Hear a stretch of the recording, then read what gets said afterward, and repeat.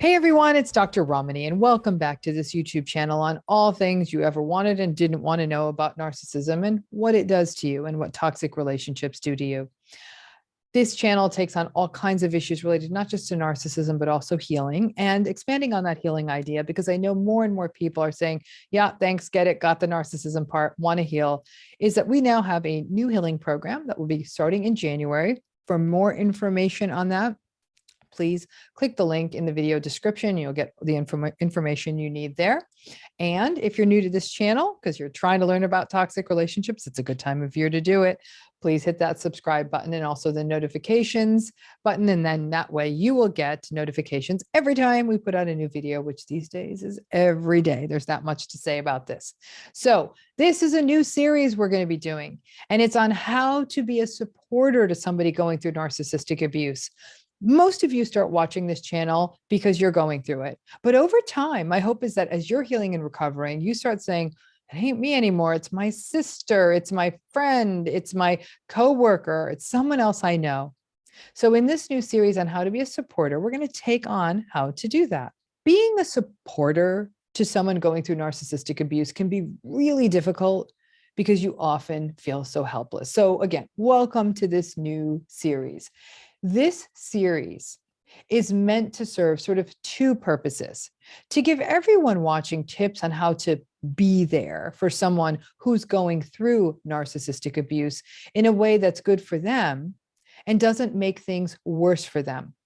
But a second hope that I have for this series is for people who are going through narcissistic abuse to recognize what makes a good supporter, what they need around them. What does a person need around them, or what do you need around you to recover, and to get validations for the things that you do need and steering clear of the things that don't work. Now, many people will reach out to me, and we get lots of emails like this. How do I support my sibling? How do I support my friend, my family member, a coworker who's going through a narcissistic relationship? So many people just feel helpless and say, I don't know what to do. Supporting someone going through narcissistic abuse is not easy because it can really bring up a sense of powerlessness and helplessness for everyone involved. The narcissist will not change. The person in the relationship may be trauma bonded and just keep repeating the same cycles. And so as a friend or supporter, you may be tired of hearing the same stories over and over again. I recognize that they can be frustrating. And no matter how you try to fix it, it doesn't get better. Some people get burned out on being supporters, and we're going to cover that in this series.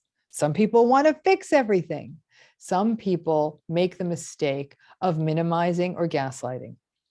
My hope is that in this series, I'll be able to highlight what to do if you are a supporter, what not to do, and for survivors, some lessons on how to take care of yourself and even learn from this for yourself. For survivors, my hope is to validate that sense that someone trying to fix an unfixable mess can feel frustrating, and to spot the gaslighting, maybe not always intended, that people who are meant to support you are putting you through. That still doesn't make it okay. And also to help you, because you understand what makes supporting survivors of narcissistic abuse difficult if you yourself are going through narcissistic abuse.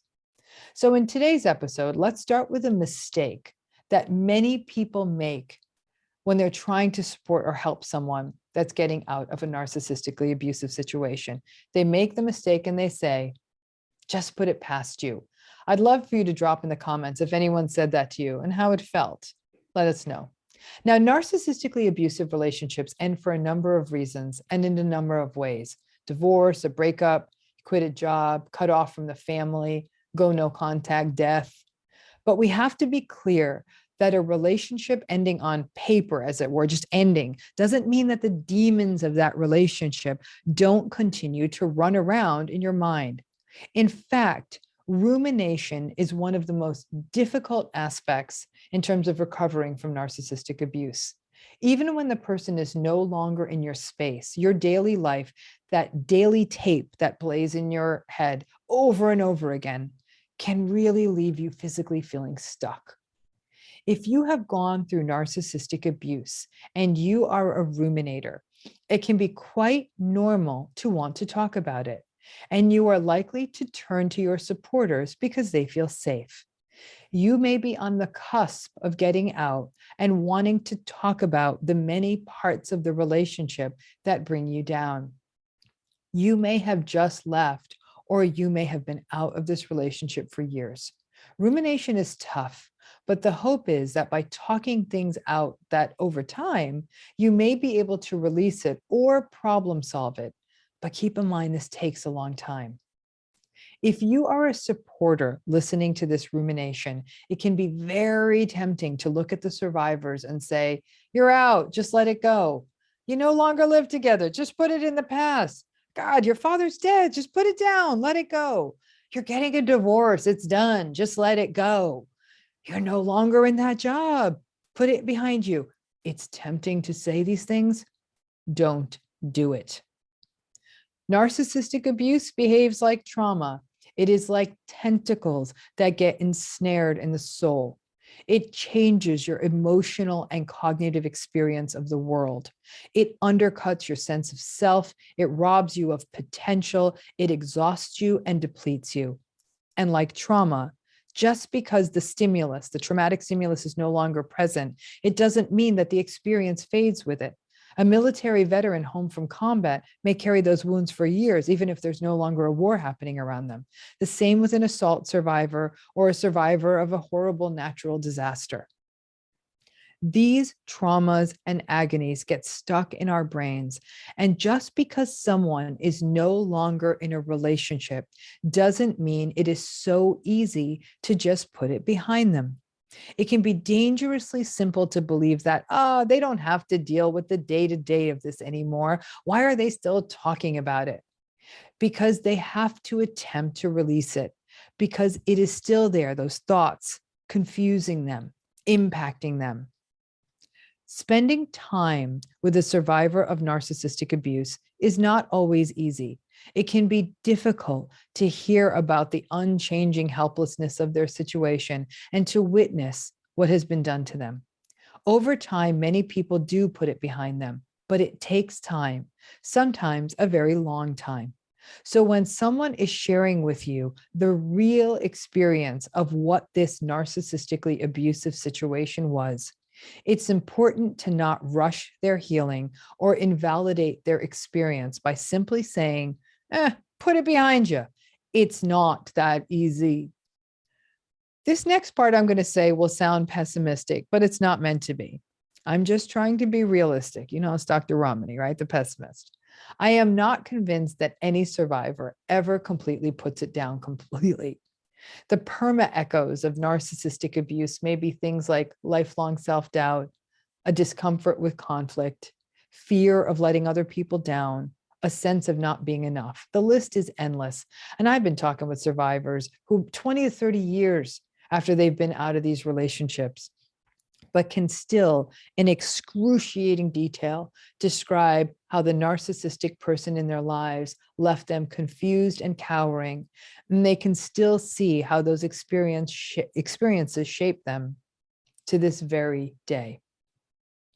As a supporter of someone who has been through narcissistic abuse, you may truly love them and want to be there for them in every way and be so happy when they actually get out of the situation. You may simply want them quickly to throw themselves into a new life and put the toxicity of the narcissistic situation behind them. But unfortunately, it's not that easy. There is no way to zap away the difficult memories. You may think, yeah, they're out. Now we can talk about different stuff, finally, and do different stuff and stop talking about the narcissist. That'll happen with time. But as part of getting better, remember that whoever you're supporting has to walk before they can run. If you want to support someone who is going through narcissistic abuse and may have gotten out of the situation, don't ask them to do the impossible and just put it all behind them. Understand that what lies ahead of them is a difficult process of shedding. As we drive away from a destination, it takes a minute for all of it to fall out of our rearview mirror. So in order to be a supporter, sometimes I know you're excited and you want to get someone to their new life, but you need to be there as they put down the old one. And it takes a minute, and it's not going to happen on anyone's schedules, but theirs. Thank you again for tuning in. And if you have any thoughts on this video, always welcome the feedback. Please drop your thoughts in the comments section. Bye-bye now.